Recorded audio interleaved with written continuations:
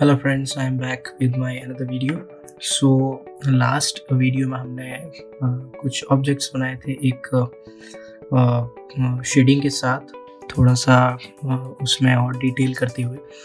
तो आज मैं अपने वीडियो में ऑब्जेक्ट्स ही बनाऊंगा नेक्स्ट लेवल के, बट हमारा नेक्स्ट लेवल जो होगा वो थोड़ा सा कंपोज करके होगा, एक दूसरे को ओवरलैप करते हुए हमारे ऑब्जेक्ट्स रहेंगे। So let's get started. तो सबसे पहले मैं अपने कॉम्पोजिशन बनाने के लिए एक एरिया हमेशा डिफाइन करता हूँ। सो मैं एक एरिया बना लेता हूँ जिसके अंदर मैं अपने ऑब्जेक्ट्स को रखूँगा और इसी को बेस लेके मैं अपने ऑब्जेक्ट्स को डिफाइन करूँगा।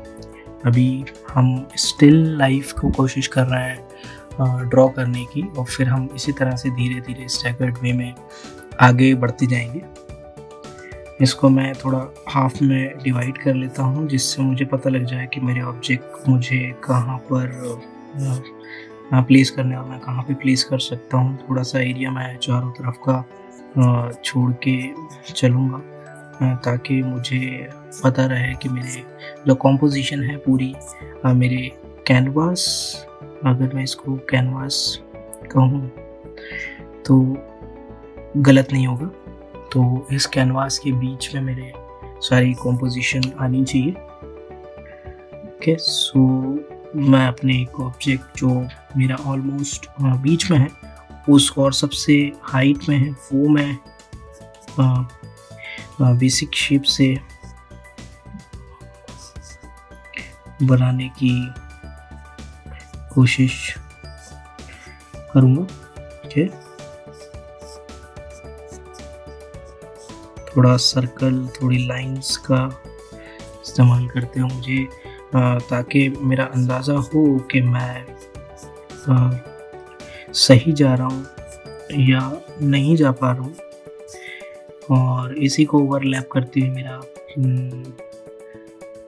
सबसे आगे ऑब्जेक्ट जो रखा होगा उसको मैं लगभग यहाँ से लेने की कोशिश करूँगा, और इसका मुझे ऊपर का पार्ट दिख रहा है उसको थोड़ा सा आगे से शेप ऐसा दूंगा मैं, और इस तरह से मैं ऐसा शेप देके उसको थोड़ा सा जग का फील देके और फिर उसको बेस देने की कोशिश मैं कर सकता हूँ। देख रहे होंगे मेरा थोड़ा सा कैनवास से बाहर जा रहा है, कोई बात नहीं, थोड़ा बहुत ऊपर नीचे पॉसिबिलिटी से हो सकता है आपकी ड्राइंग में। मैं अभी मिटाने की कोशिश नहीं करूँ, मैं चाहता हूँ कि मैं जहाँ पर कॉम्पोजिशन लूँ वही लगभग मेरी ठीक बैठे, और इसी तरह से इसका हैंडल मैं निकाल देता हूँ। कि अभी मैं बहुत लाइट ड्राइंग कर रहा हूँ और लाइट से मुझे हेल्प मिलती है कि अगर मुझको उसको ठीक करना है तो मैं इजीली बाद में उसको ठीक कर सकता हूँ थोड़ा फाइन करके। So that is the good thing. और मेरा जो दूसरा थर्ड ऑब्जेक्ट है वो मेरा लगभग मैं यहाँ से स्टार्ट कर सकता हूँ और इसको मेरे इससे कनेक्ट करता हूँ लगभग मेरे इस ऑब्जेक्ट के पीछे ये आ जाएगा लाइक दिस। और इसी तरह से मेरा लास्ट ऑब्जेक्ट को थोड़ा सा इससे ऊपर मैं ले लेता हूँ और उसका हेड इसको भी थोड़ा मैं जग की शेप में बना लेता हूँ।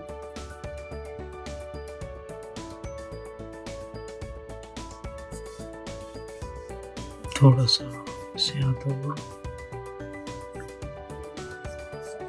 थोड़ा राउंड इसका नेक, और ये निकलता हुआ लगभग इसके पीछे से निकलता हुआ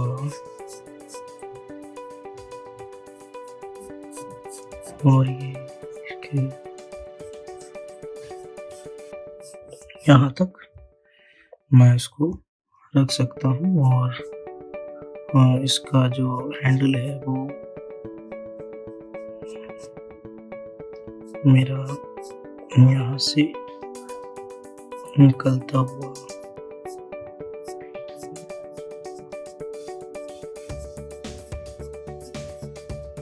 ये मैं एरिया अपना इतना हाइट बढ़ा लेता हूँ। ओके, सो मेरे जो ऑब्जेक्ट्स हैं, जो मेरे ऑब्जेक्ट्स के स्केचेस हैं, वो मुझे अभी मिल गए, और इसको मैं थोड़ा सा क्लीन कर लेता हूँ।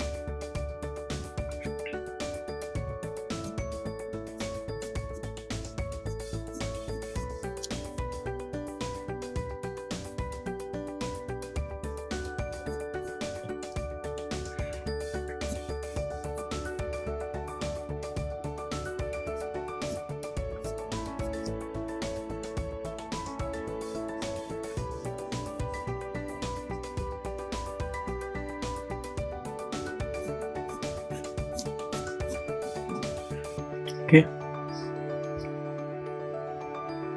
और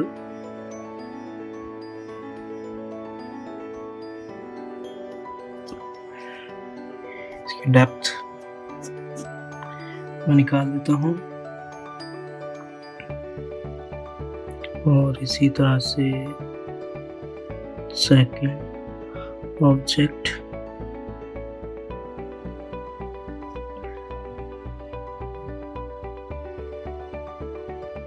ये ओवरलैपिंग लाइंस बहुत ज़्यादा मायने रखती हैं।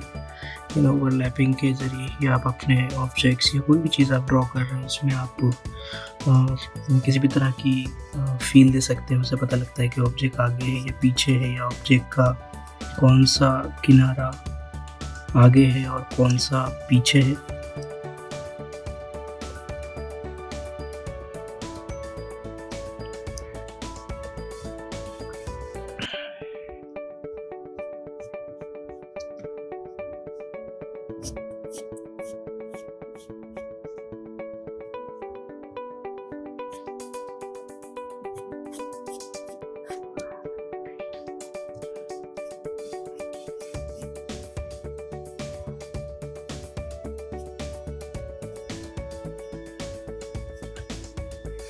है। उसी तरह से मैं इसकी डेप्थ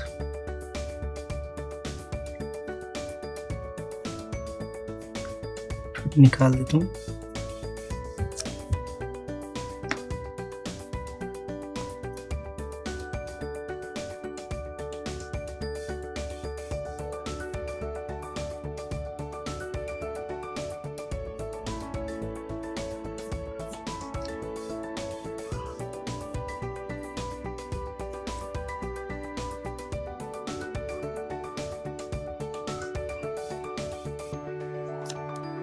ठीक है, सो ये मेरा सेकंड ऑब्जेक्ट, और थर्ड ऑब्जेक्ट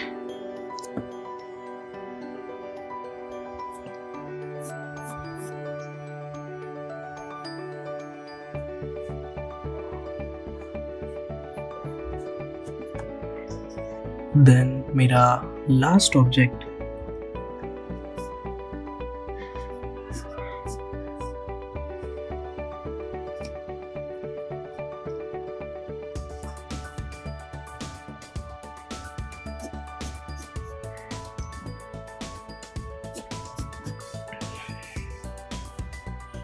इसकी डेप्थ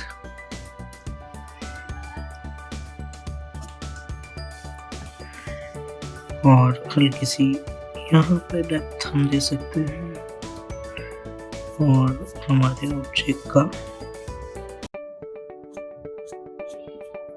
शेप लगभग ऐसा आएगा।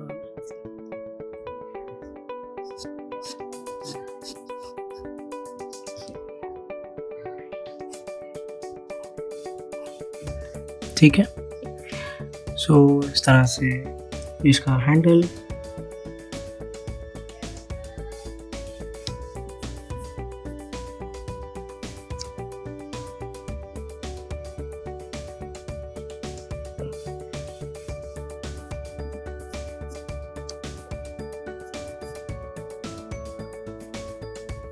इसके पीछे जा रहा है।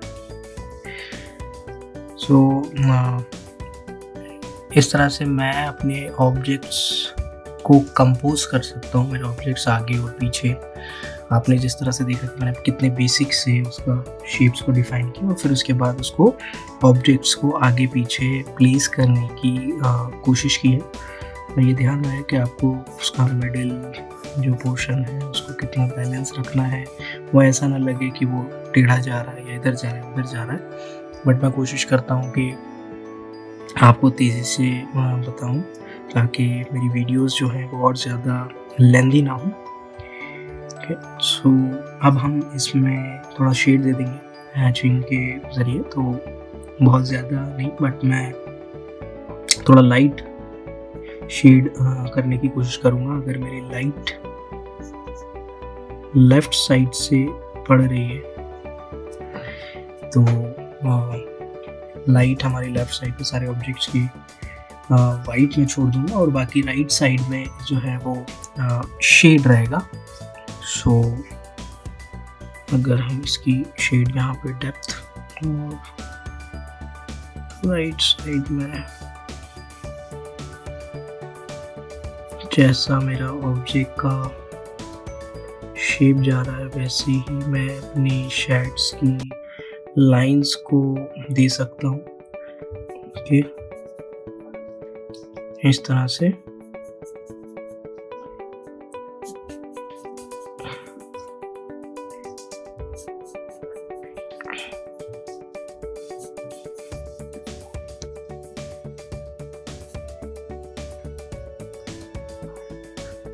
और ये मैं खाली हिस्सा छोड़ दूँगा। इस तरह से बाकी के ऑब्जेक्ट्स में मैं थोड़ा सा शेड करूँगा इसी मेथड से।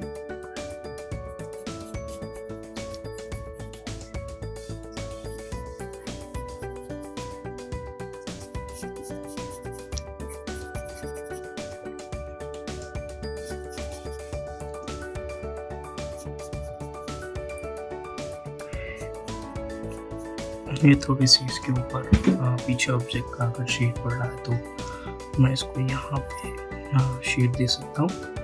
थर्ड ऑब्जेक्ट पे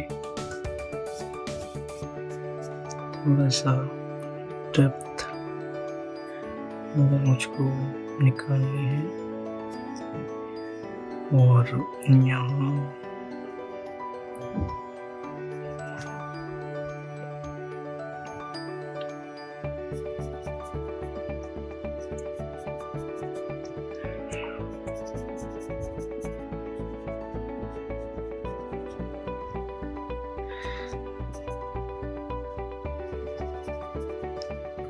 ऐसे, और इसके हैंडल पे थोड़ी शेड पड़ेगी क्योंकि ये ऑब्जेक्ट के उस तरफ है, पीछे है लाइट हमारी क्योंकि लेफ़्ट साइड से आ रही है। देन हमारा लास्ट ऑब्जेक्ट में अगर मैं शेड करूँ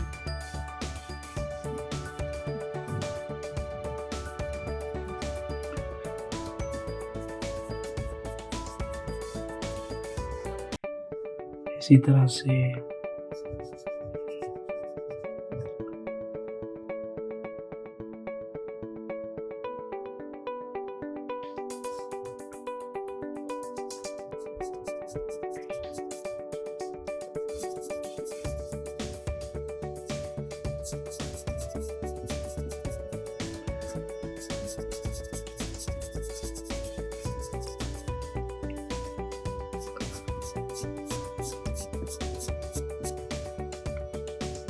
थोड़ा सा मैं शेड दे सकता हूँ इसमें, इसके इस तरफ, इसके यहाँ पे और यहाँ और इसके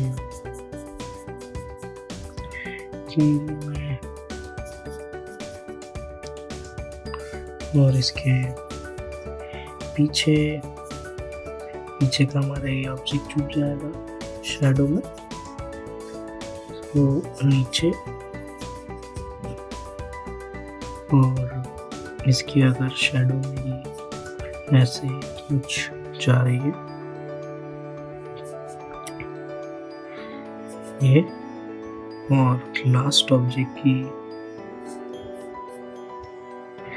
जा रही है, तो मैं इसको ऐसे शैडो दे सकता हूँ।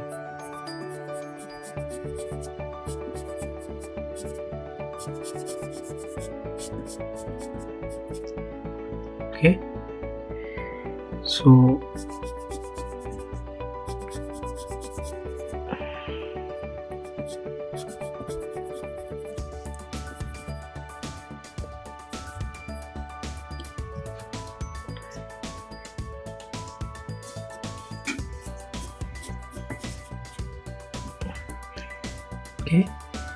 सो ये इस तरह से हम अपनी शेड्स पर काम कर सकते हैं।